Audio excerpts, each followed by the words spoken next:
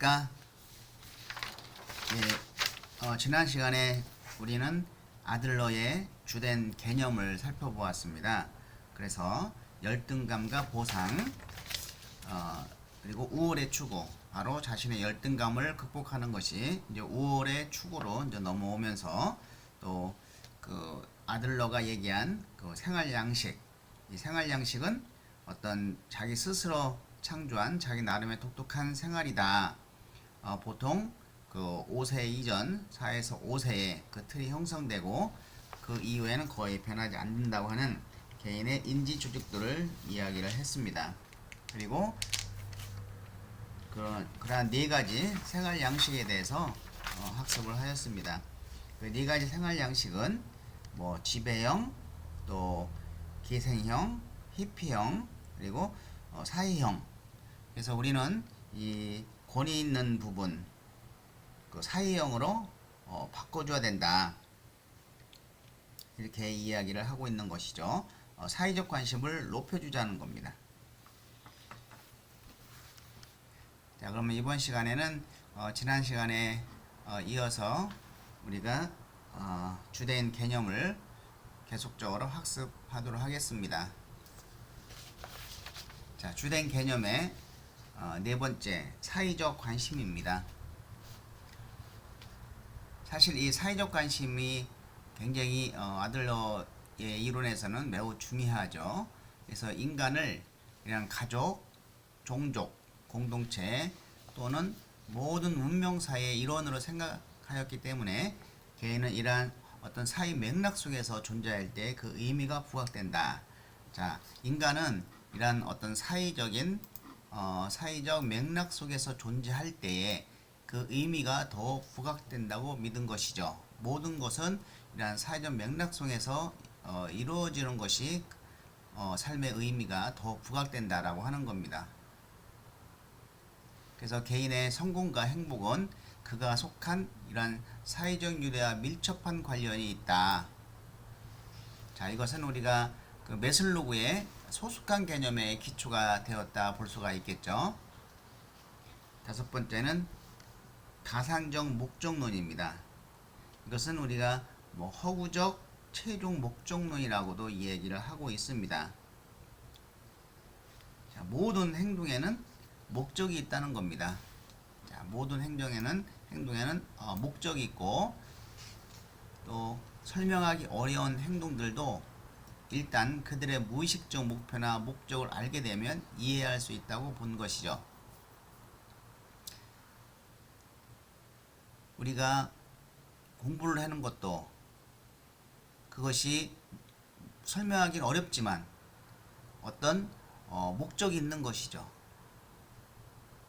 그래서 이 아들러의 가상적 목적은 비록 목표가 의식되지 않더라도 현실적인 목표이다 라고 이야기를 하고 있습니다. 자, 이 가상적 목표는 개인의 행동을 이끄는 마음의 중심 목표. 자, 개인의 행동을 이끄는 그러한 거가 되겠죠. 그래서 이것을 그 인지적인 어떤 목적이라고 볼 수가 있겠습니다. 인지적인 역할을 하는 것이죠. 자, 가상적 목표는 이러한 개인의 행동을 이끄는 마음속의 중심 목표다. 그리고 목표는 현재에 경험될 수 있는 이런 객관적인 것이 아니고 개인이 어떤 미래에 투사하는 동기화되고 주도하는 가상적인 것이다 라는 겁니다. 자, 미래에 투사되는 동기화되고 주도하는 가상적인 것이다. 그래서 만약에 이 미래 대신에 과거로 집어넣으면은 이것은 이제 틀린 얘기가 되겠죠. 자, 과거는 X입니다. 과거는 아니죠. 그래서 그 미래에 투사하는 동기화된 것이다. 그리고 창조적인 삶을 살아가기 위해서는 매우 필요한 것이라는 거죠. 목표는 개인의 열등감에 대한 보상적인 측면도 있다는 것입니다.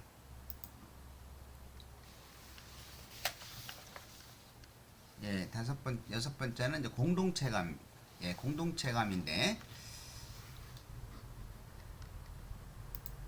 자, 인간의 불안은 단지 어떤 협력을 통해서만 제거될 수 있다.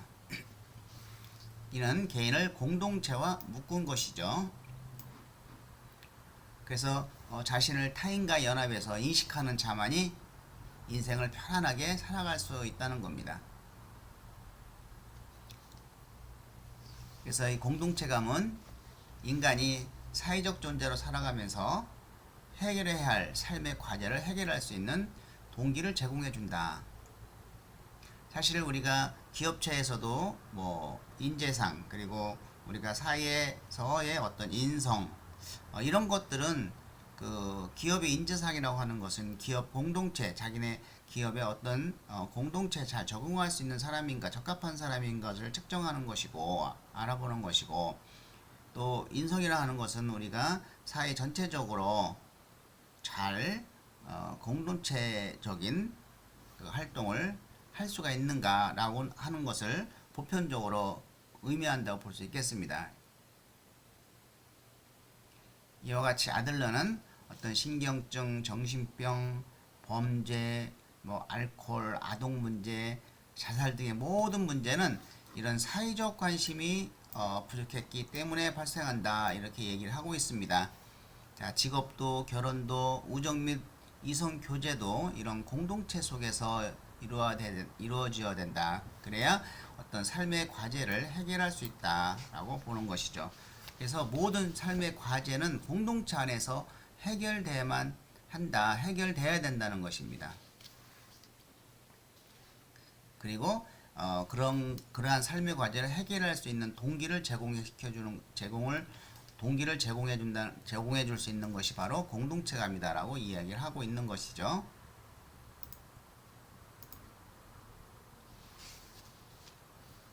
예, 7번은 가족도와 출생 순위입니다. 그래서 이 가족도와 출생 순위는 그 자녀의 수와 출생 순위가 성격 형성에 영향을 미친다. 자녀가 뭐 하나나 둘이냐 셋이냐에 따라서 그 성격 형성에 영향을 미치고 또 출생 순위 첫째냐 둘째나 셋째나 이런 출생 순위가 성격 형성에 영향을 미친다고 하는 겁니다. 자, 가족 구조는 가족의 사회 심리학적인 형태를 설명하는 것으로 각각의 가족 구성원의 성격 특성들, 감정적인 유대, 자, 출생 순위,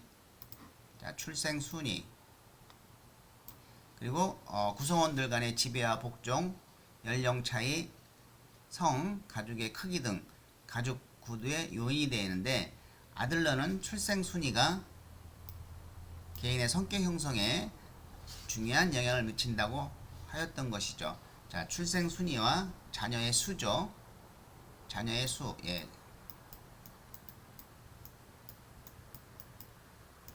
자녀의 어떤 수가 되겠습니다. 그래서 몇 명이냐에 따라서 이제는 그 개인의 성격 형성에 중요한 영향을 미친다고 이제 하는 것이죠.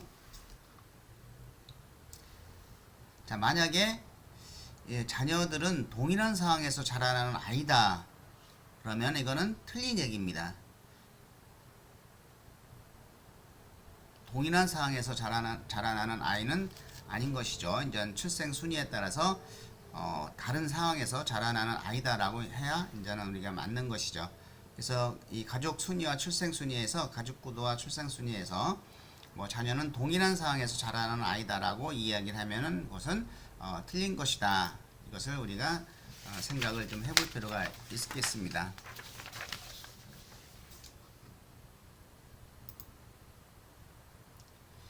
자, 한 가정의 형제들 간의 개인적 차이를 어떤 유전적 차이나 또 어린 시절의 상처 등에 의해서가 아니라 형제들 간의 경쟁으로 설명한다.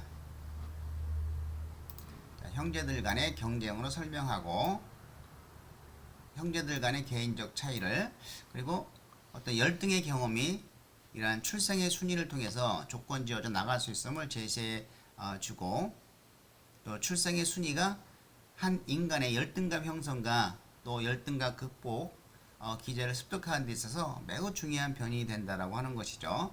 그래서 이러한 아들러가 말하는 출생 순위는 바로 이러한 심리적 출생 순위다라고 볼 수가 있겠습니다. 자, 심리적 출생 순위는 한 사람이 지각방심이 어떻게 지각하느냐, 지각방심이며 가족 구성원 내에서 자신의 의치를 해석하는 것으로 정의된다고 합니다. 자, 마지는 리더가 될 수 있는 책임감이 있고 규칙을 고집하고 또 전형적으로 사회적으로 적절한 방법으로 행동하고 즐겁게 사는 성인으로 성장하는 것이죠. 우리도 가정에서 제일 마디가 사실 잘못하면은 형제들 간에 뭐 형제 애라든지 가족 애들이 뭉치기가 좀 어렵죠. 마디가 잘해야 됩니다. 전형적으로 이 사회적으로 적절한 방법으로 행동하고 즐겁게 사는 성인으로 성장을 한다고 합니다. 마디는. 자, 둘째가 태어나면 마디는 이제 폐위당한 왕이 된다. 둘째가 생겼으니까 이제 내리사랑이니까 둘째에게 사랑을 베풀다 보면은 이제 폐위당한 왕이 된다고 표현하고 있습니다. 둘째는 굉장히 경쟁심이 강하고 야망을 가진 아이가 되고, 셋째가 태어난다고 하면 중간 아이가 되는 것이죠. 그래서 인생이 불공평하다는 삶의 느낌을 가지거나 속았다는 느낌을 가질 수 있으며 가족 상황을 결합시키는 조종자나 평화의 사도가 될 수 있다. 예, 둘째가 이러한 가족 상황을 결합시키는 조종자나 또 평화의 사도가 될 수가 있습니다. 잘 성장을 하면.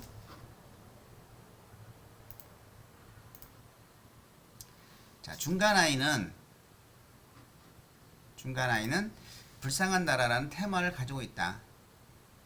자, 삶에 대해 불공평하다고 인식하며 살아가죠. 첫 마지한테 사랑을 뺏기고 또 막내한테 부모의 사랑을 뺏기고, 그래서 어떤 삶에 대해서 불공평하다는 인식을 살아갈 수 있습니다. 자, 그리고 막내는 항상 관심의 대상이 되어야 한다는 인식을 갖고 살아갑니다.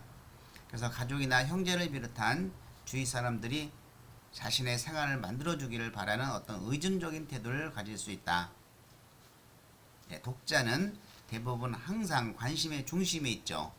그리고 자신의 삶 속에서 중요한 어른과의 관계를 바탕으로 생활 양식을 형성을 합니다. 형제들이 없으니까 이제 중요한 어른과의 관계를 바탕으로 생활 양식을 형성을 하는데, 이러한 맏아들처럼 성취동거를 가지고 있지만 다른 형제들과 이렇게 나누거나 협동하는 것을 배우지 못할 수 있죠. 혼자 크니까. 그래서 어른들로부터 더욱더 많은 압력을 받게 될 수 있다는 겁니다. 이렇게 그 가족 구도와 출생 순위에 따라서 아들러는 성격 발달을 이야기하고 있습니다.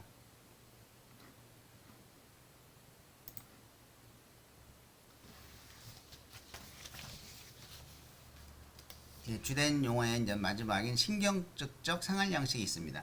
이것은 우리는 전 아들러에서는 응석의 생활 양식이라고 하는데요. 그래서 아동은 자신의 노력으로 자신의 삶의 과정을 해결하는 과정을 거치면서 열등감을 극복할 수 있는 능력을 얻게 되고, 이런 공동체감을 형성하게 되는 것이죠.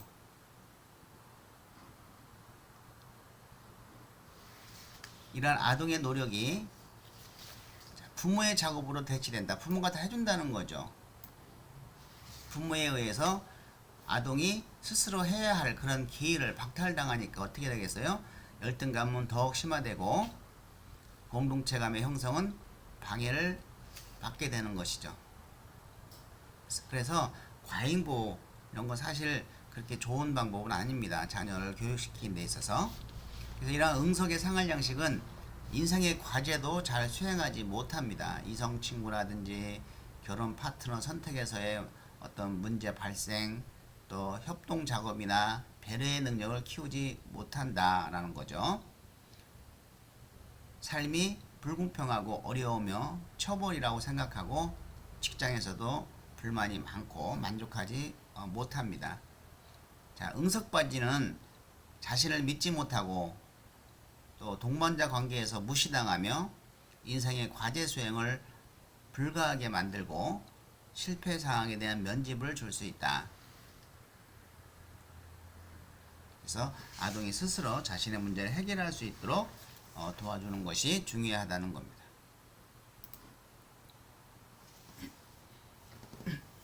예, 그러면 이 아들러 개인주의 상담의 목표 한번 살펴보도록 하겠습니다.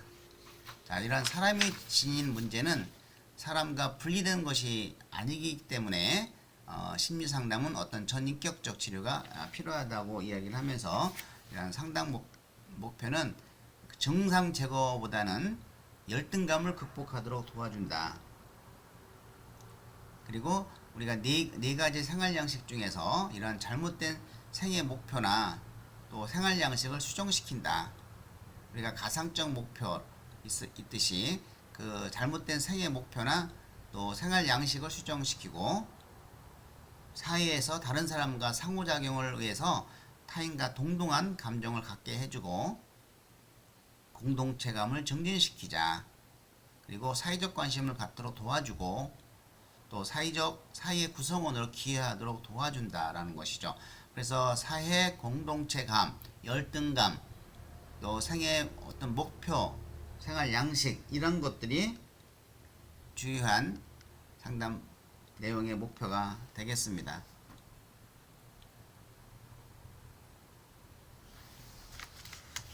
자, 우리가 이제 상담의 기법과 적용을 살펴보면은 각 이론마다 중요한 상담 기법들이 있습니다. 그래서 다음 중 개인주의 상담에 포함되지 않는 상담 기법은 뭐냐 이렇게 물어볼 수 있는 것이죠. 자, 질문 기법, 뭐 단추 누르기 기법, 수프에 침 뱉기, 마치 뭐뭐인 것처럼 행동하기, 과제 설명하기, 자기 포착하기, 역설 기법. 역설 기법 같은 거는 매우 중요합니다. 자, 초기 기억, 자, 꿈 해석, 꿈 분석, 그리고 격려하기. 사실 아들러에서의 어떤 그 상담 기법으로서는 격려하기가 가장 강력한 방법이다. 이렇게 볼 수가 있겠습니다. 단추 누르기 기법, 뭐 수프에 침 뱉기. 그러면 우리가 그 하나하나 좀 살펴보도록 하겠습니다.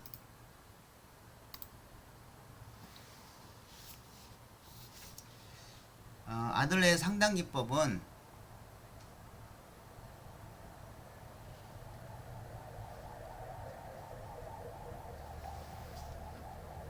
이와 같이 10가지 정도로 되어 있는데요. 하나하나 살펴보도록 하겠습니다. 자, 단추 누르기 기법은 이 단추에는 두 가지 단추가 있다고 합니다. 긍정 단추하고 부정 단추. 그래서 긍정 단추는 우리가 행복 단추라고 하고 부정 단추는 우울 단추라고 합니다. 근데 선택은 내담자가 하는 것이죠. 그래서 내담자가 자신의 감정을 창조하는 것임을 깨닫도록 돕는데 사용하는 기법이다. 마음 먹게 달려있는 것이죠. 내가 행복하다고 하면 행복한 거고 우울하다면 우울하는 것이죠. 계속 우울 단추만 누른다고 하면 그 감정을 좀 다스릴 필요가 있겠죠. 자, 두 번째는 이제 스프의 침뱉기입니다. 그래서 깨끗한 양심의 먹칠하기 뭐 이런 건데 그 개인을 이전의 행동으로부터 분리시키려고 할 때 효과적이다. 자, 내담자가 자기 파괴적 행동을 더 이상 이전처럼 편안하게 할 수 없게 만드는 것이죠.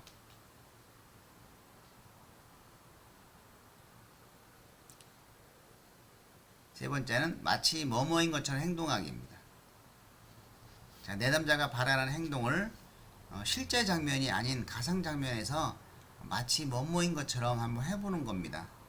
또는 바람직한 자신의 모습을 상상함으로써 실제로 그렇게 되도록 하는 것이죠. 우리도 가끔 머릿속에 상상을 하죠. 마치 뭐뭐인 것처럼.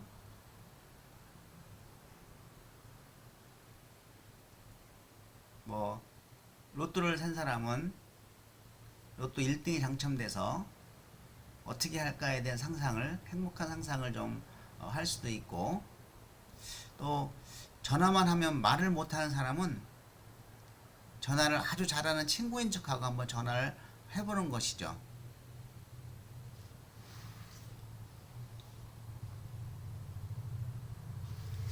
자, 과제 설명하기. 이런 바람직한 행동이나 목표를 설정하여 그것을 꾸준히 반복 실천해 보도록 하는 겁니다. 우리가 가상적 목표에서 이 목표가 중요하죠. 그래서 이런 바람직한 행동이나 목표를 설정을 해서 그것을 꾸준히 반복 실천해 보도록 하는 방법이 바로 과제 설명하기다. 자, 전화를 못하는 내담자에게 하루에 무슨 일이 있어도 전화를 해보도록 숙제를 내는 것이죠. 목표를 설정하는 겁니다. 또는 공동체에 봉사 과제를 한번 내보는 것이죠. 가서 봉사를 해라. 그래서 노숙자라든지 뭐 시사봉사, 식사봉사, 식사봉사 등을 이제는 하게끔 하는 것이죠.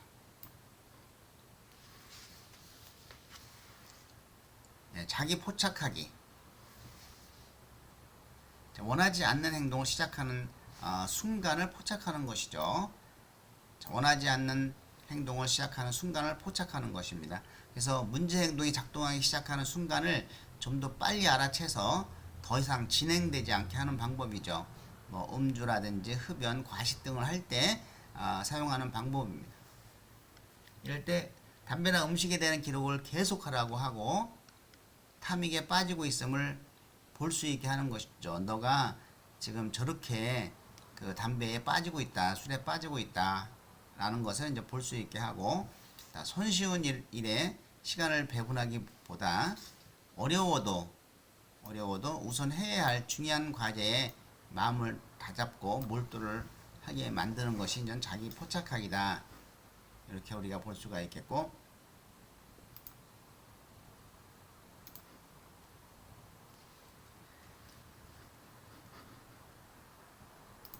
여기서 우리가 이 역설기법은 꼭 기억을 해주기 바랍니다. 이거는 이제 역설기법은 이제 아들러의 그 역설적 의도라고도 하죠. 역설적 의도. 자, 바라지 않거나 바꾸고 싶은 행동을, 바라지 않거나 바꾸고 싶은 행동을 의도적으로 반복 실시하게 함으로써 역설적으로 그 행동을 제거하거나 그 행동에서 벗어날 수 있게 하는 방법인 것이죠. 이것을 이제 우리가 역설적 의도인데 주로 이제 금연 프로그램에서 많이 사용하죠. 역설적으로 반대로 하는 겁니다. 너 담배를 이제 끊으러 온 사람한테 한번 10개 물고 한번 담배 펴봐. 아니면 줄담배를 계속 피게 한 다음에 이 상담 회기를 진행하는 거죠. 또 불면증 환자는 잠을 자라고 막 노력하라고 하는 게 아니고 밤새 잠을 자지 말라고 요청하는 것이 반대로 하는 거예요. 또 걱정이 많은 사람은 걱정 없는 생각은 하지 말라고 요청하는 방법이죠. 계속 걱정하라고 하는 거죠. 이게 역설기법입니다. 그리고 초기 기억은 최초 6개월에서 8세까지 기억을 얘기하는데, 초기 기억이 개인이 자기 자신과 다른 사람, 삶을 어떻게 지각하는지, 삶에서 무엇을 갈구하는지, 삶에서 무엇이 일어날 것이라고 얘기하는지에 대한 간략한 틀을 제시해 준다고 하였습니다.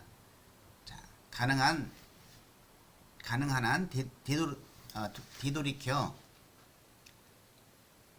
돌아서서 당신의 어린 시절로부터 가장 초기 기억을 생각하고 그것을 말해주세요 라고 하는 질문을 통해서 이 초기 기억을 이제 파악하는 것이죠.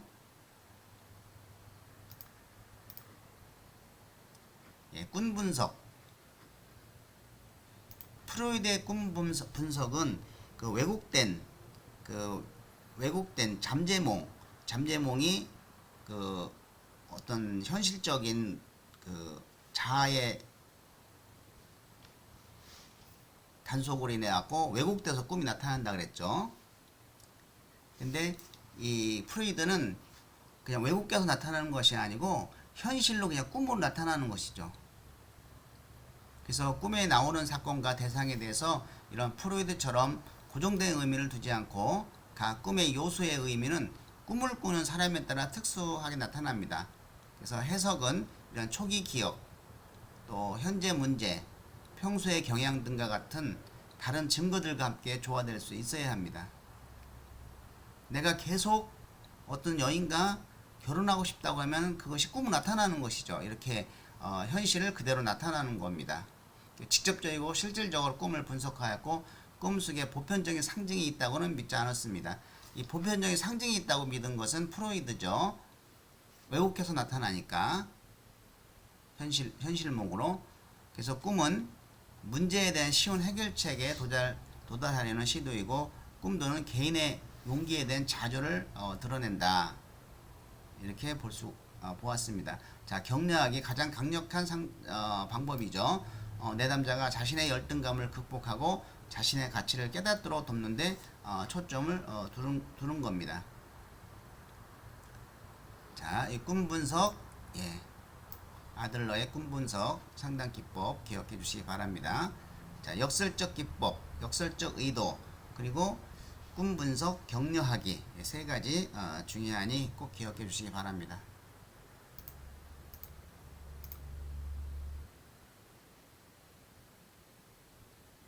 예, 이것으로 오늘 수업을 마치도록 하겠습니다. 예, 수고하셨습니다.